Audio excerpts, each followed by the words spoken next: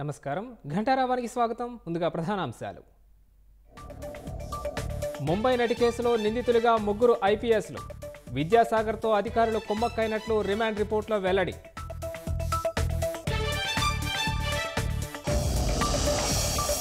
దోషం కలిగిందన్న భావన లేకుండా ప్రోక్షణ చేశామన్న టీటీడీ.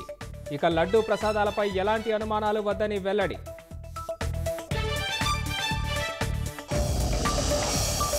గుంటూరు జిల్లాలో ప్రభుత్వ ఉద్యోగాల పేరిట బురిడి.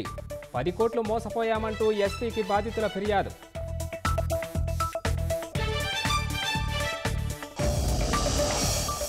రాయచోటి అన్నా క్యాంటీన్లో ఏడాది పాటు ఉచితంగా అల్పాహారం భోజనం. ఖర్చులు భరిస్తామన్న మంత్రి రాంప్రసాద్ రెడ్డి.